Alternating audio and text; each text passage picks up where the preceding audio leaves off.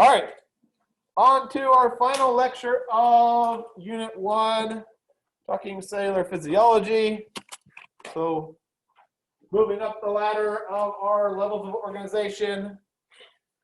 Remember we talked about the 6 levels, I believe it was 6, starting at the simplest, the chemical level. We've finished that. Now we're moving up to cells. That way the rest of the semester we can get into tissues, organs, organ systems. Okay. Cell is described as the basic unit of the human body. It is defined in your textbook as a living structural and functional unit enclosed by a membrane. And what I want to talk about is what we call the modern cell theory. Very important theory to have a little bit of an understanding of. Super important theory in the field of biology. States that all organisms are composed of cells and cell products. Cell is the simplest structural and functional unit of life. And probably the most important one thing I want to talk about in a little bit greater detail is that an organism's structure and functions are due to the activities of our cells. In other words, anything that we do, contracting our muscles, sending signals, using our neurons, feeling an itch, anything can be traced back to cells. The saliva we produce comes from cells. The contractions of our muscles are a result of contracting muscle cells, so on and so on and so on. So obviously super important. Cells come only from pre-existing cells, and cells of all species have fundamental similarities, which we don't really get into in this class, but something that's discussed a lot in biology. One thing that's unique about cells, not just in us, but all living things, is that they're small. So I want to explain why that is.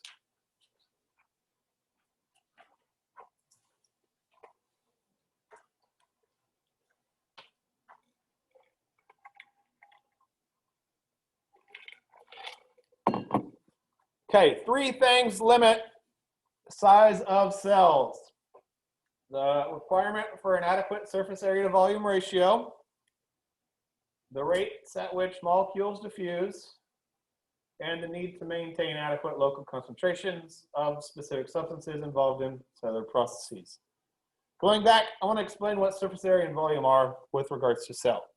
Okay, I always tell students, think of this room like a cell, which has 6 sides to it.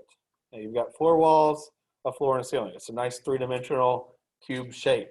Okay, a lot of cells, like the ones that's shown here on this page, are nice and cube shape. Okay. You think of the walls of this room, that's like the plasma membrane of a cell, its surface. Okay? Surface area refers to the amount of plasma membrane it has, the amount of wall space it has. Okay? Which is important because that's where we have channels and carriers, things that bring stuff in and out of cells. Okay? We don't produce everything our cells need right in our cells. For example, we don't produce our own oxygen, we don't produce our own glucose. So we have to breathe and we have to eat, right? Which means that we have to eventually transport those things into our cells. We also produce wastes like CO2 we talked about the other day. We have to get that out of our cells, otherwise it's going to screw with pH. Okay? So we have to move stuff out of cells. Okay? When I'm talking volume, that's what's on the inside of the cell. Okay, so that's like the space inside this room. Okay. So surface area to volume ratio relates to the amount of membrane on the outside to what's on the inside. Okay. So the first one, as it says, is the biggest limiting factor, and that's because it affects number 2, the rate at which molecules diffuse, which relates to the third factor, the need to maintain adequate local concentrations of specific substances involved in cell processes. We're not maintaining the interior of the cell's going to die, and we can only do so by bringing stuff in and out, which all relates back to the first one.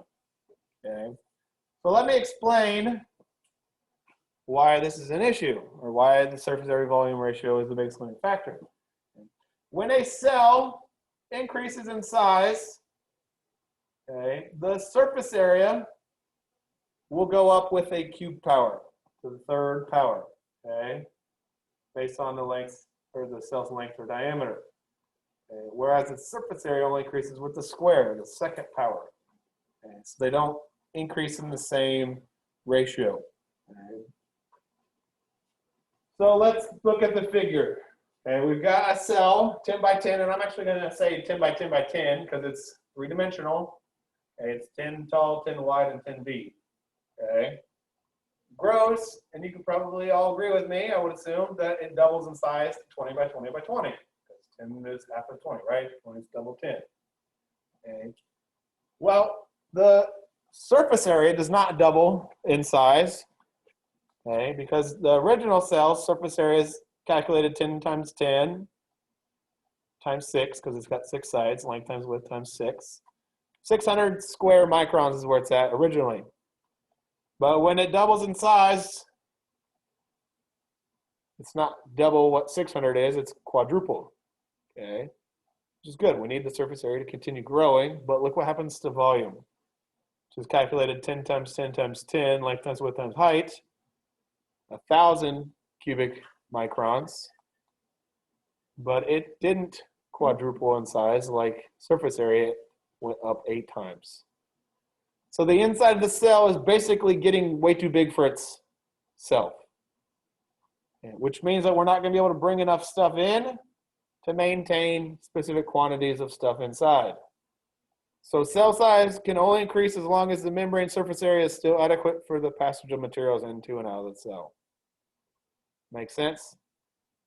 So it's gotten too big for itself in this situation. This is why it's got to stay small.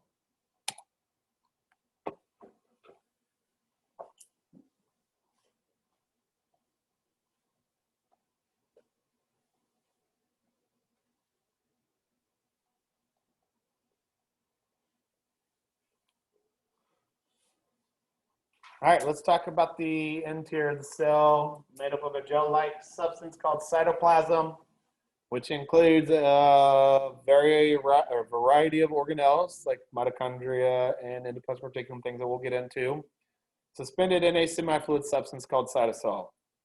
Cytosol is just another way to describe intracellular fluid, or ICF, which we know from our first lecture means fluid inside the cell because intra means within. Okay.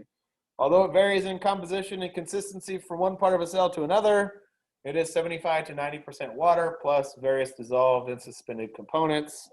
And among those are ions and glucose, amino acids, fatty acids, proteins, lipids, ATP, and waste products, many things we've been discussing in our last lecture. Importance of the cytosol is that it's the site of many chemical reactions required for a cell's existence, one of which would be glycolysis, that anaerobic ATP process, or ATP producing process that I was just discussing at the end of the last lecture. Okay.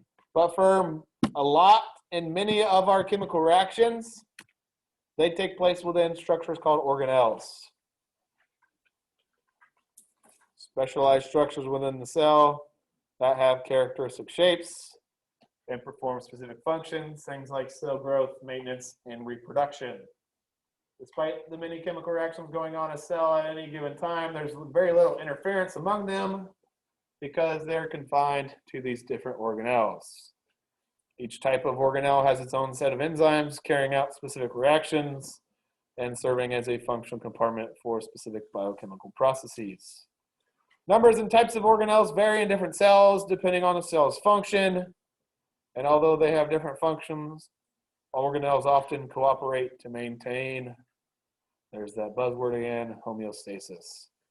Once again, representing and illustrating the fact that things in our body work together towards a common goal, maintaining homeostasis. Okay, so what we'll do for the next several slides, and we probably won't get through them all since we've got about 15 minutes, is work through the different organelles of the body, learn about their structure, but more importantly, their function, beginning with the structures that make up our cytoskeleton, okay, which is a three-dimensional arrangement of proteins in our cells that help give shape to our cells, whether it's a cube or a square, or no, it's cube and square, same thing, but a cube or a column, whether it's circular, It also, and these things also help organize those various organelles, so it has a high level of internal organization. 3 structures make up our cytoskeleton. Microtubules are the largest, which are hollow cylinders. So think of them like a tube or a pipe in your house with an outer diameter of 25 nanometers. They consist of a protein called tubulin. So tubulin is the protein that forms these tube-like microtubules. They form from organelles called centrosomes, which we'll talk about here in a couple slides. Most importantly, though, is what they do. They help form the shape of a cell, aid in the movement of organelles, form specialized cell projections, and I skipped this one because I always talk about it the most, aid in the movement of chromosomes during cell division. And so if you've ever learned about mitosis or meiosis, which you have, I imagine, either way back as a freshman in high school or more recently in college biology, there's a period of time in in mitosis and meiosis when these things that kind of look to me like spider legs come to the center of the cell and grab the chromosomes and pull them apart. And we'll talk about mitosis at the end of the lecture, so we'll see this. But those little things that look like spider legs are microtubules. Intermediate fibers or intermediate filaments are thicker than microfilaments and thinner than microtubules, so they're intermediate in size, hence the name.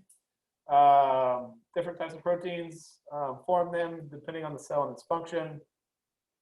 But importantly, what they do is resist mechanical stress to the cell, stabilize position of organelles, and that help cells attach to one another.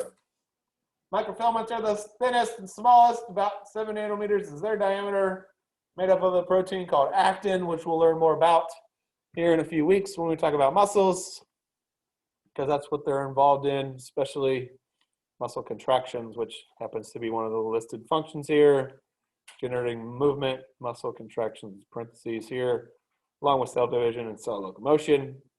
They also provide for much of the mechanical support responsible for basic strength and shape of cells, and provide mechanical support for these, what we call cellular extensions.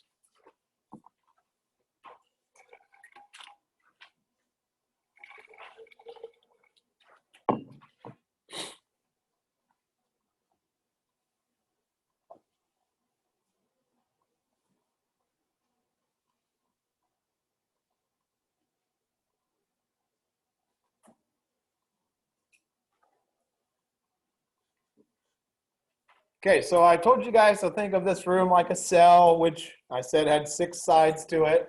There's a nice kind of cube shape to it. Okay, a lot of our cells have a nice perfect cube shape to them, but in some cases they've got on one of their sides, or sometimes multiple sides, these outward projecting structures.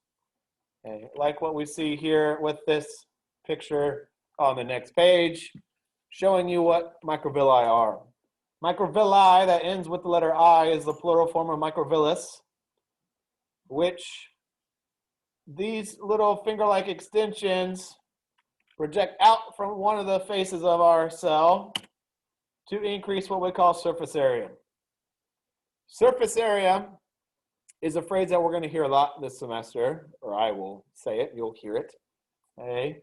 Surface area in this case refers to the amount of membrane, the amount of wall that the cell has. Okay.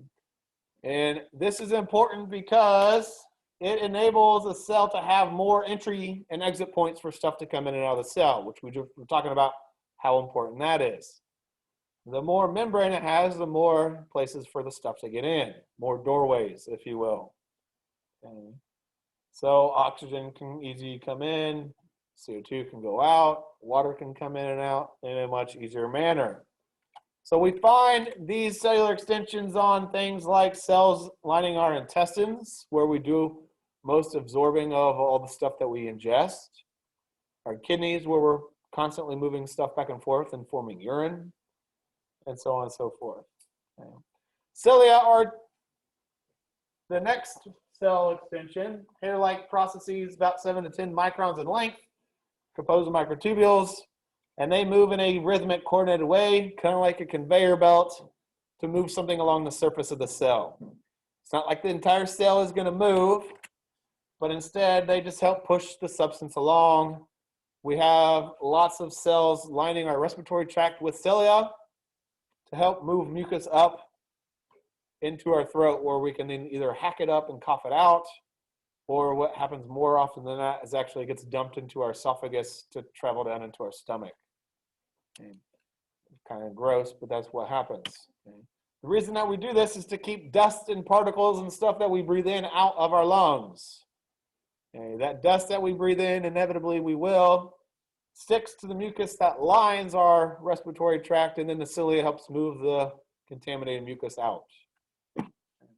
And then there's only one example of flagella in our body, or in a human, which would be sperm in men, and that is a long, fine, thread-like organelle protruding from the cell surface to enable the sperm to swim like a snake in water, making it able to find its way up into the fallopian tubes and penetrate, fertilize the egg.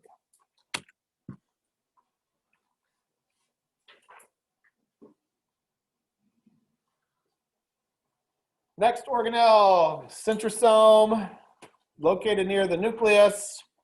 I listed off its kind of structural makeup, which is pretty complicated considering it's a pretty small little organelle. Not really going to get into it because it really just flies over everybody's heads. So I'll just have you focus on the three things that they're responsible for doing. Function to anchor and assemble microtubules, as I mentioned a couple slides ago, aid in the chromosome movement during cell division, and helping to move flagella cilia that we just talked about.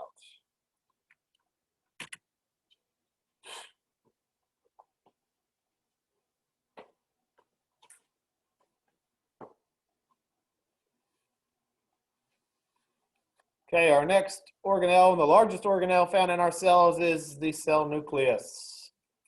Not to be confused with the nucleus of an atom, where protons and neutrons were, but it's similar in that this is kind of the center core of a cell, in the same way that an atom had a central core nucleus as well. Okay. We can describe the nucleus of a cell as its information center, and it is enclosed by a double membrane called a nuclear envelope.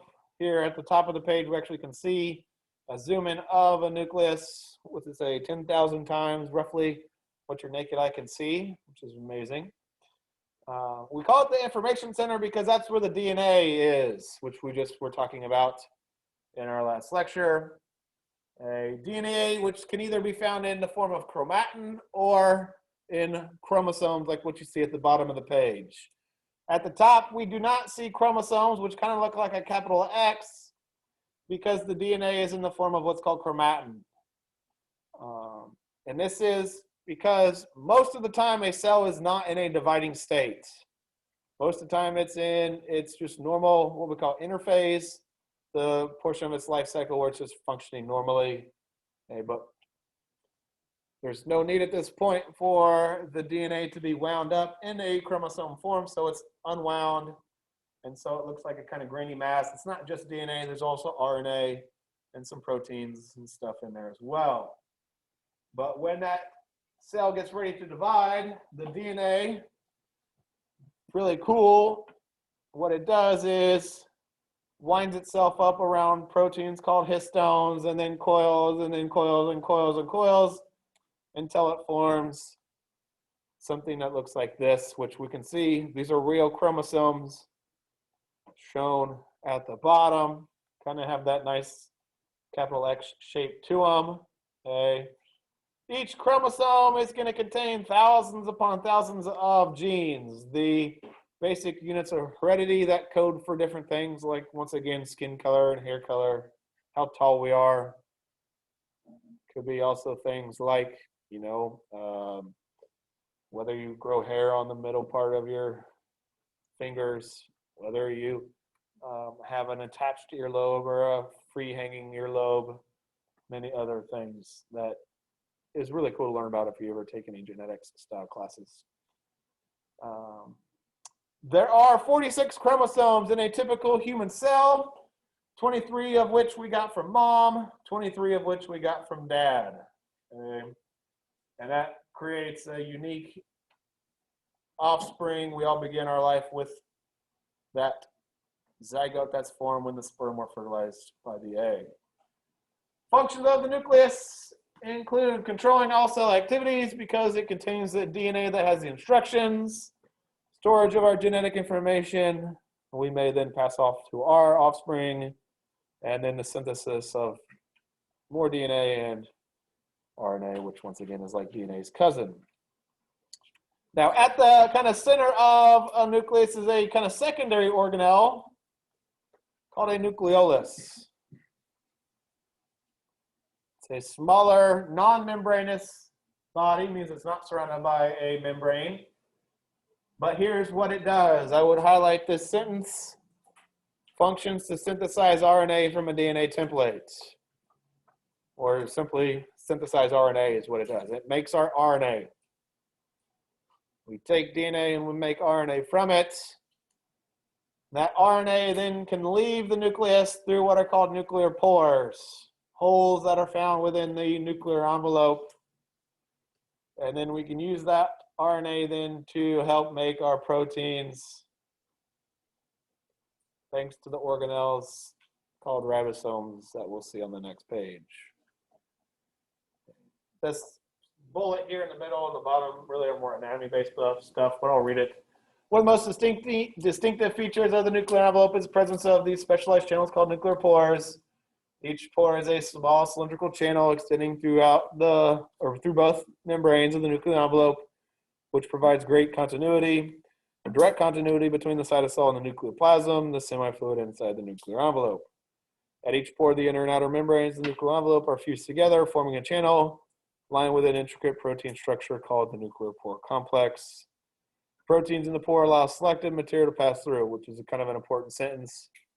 We're not going to just let anything and everything into and out of the nucleus. We only allow certain things in and out, okay, which enables proper function of the nucleus.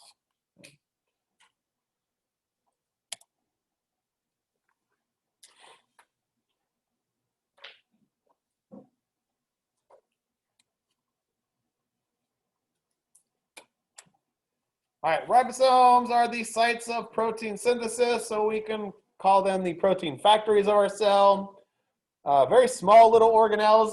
If I go back to this previous page, these little kind of gray dots, silvery dots that you find on the outside of the nucleus and on the rough endoplasmic reticulum are the ribosomes. Here's what they kind of look like when if you blow them up. Two parts make them up, a large subunit, small subunit, and they're held together by the skeleton from ribosomal RNA. Really, that's kind of their structure. I won't really get into them other than that. We find them, like I said, on the outside of the nucleus, along the rough endoplasmic reticulum. We also find them in places like our mitochondria. We call those mitochondrial ribosomes. There's also just ribosomes kind of floating around in the cytoplasm. We call those free ribosomes. But here's where we make the proteins that are then used to either be moved out of the cell altogether. Maybe it becomes part of the plasma membrane. Maybe it becomes a whole functioning organelle, so it stays inside the cell. But we'll get into all that here in just a bit. Actually, not today, but next week. So we're kind of getting low on time.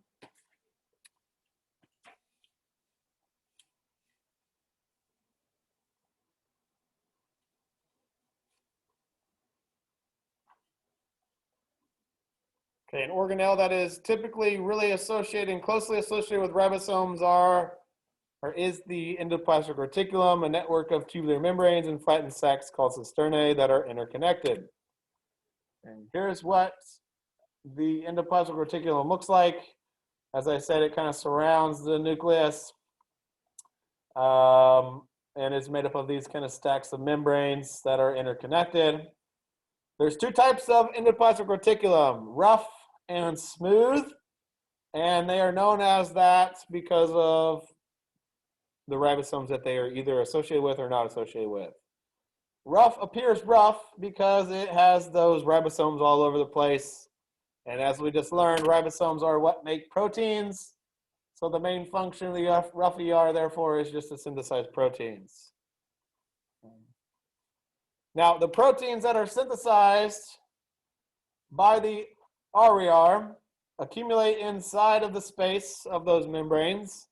We can actually see what takes place next. If we look right here with my arrow, I'm showing it. What's going to take place is the membranes actually kind of fuse together. So it pinches inward. And what happens is the bubble called a vesicle breaks away with and you can see the little tiny dots in there, the freshly formed proteins.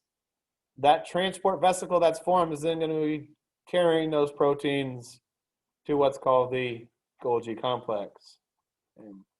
Now, smooth ER, you don't see ribosomes, and therefore, as it says, no role in protein synthesis whatsoever. And instead, this is where we make our fats, fatty acids, steroids, cholesterol, so on and so forth. And it's also responsible for inactivating and detoxifying dangerous chemicals like drugs and alcohol, pesticides, carcinogens, which are chemicals that can cause cancer. The SCR of our liver cells is actually responsible for that. The SCR is also involved in carbohydrate metabolism and calcium storage.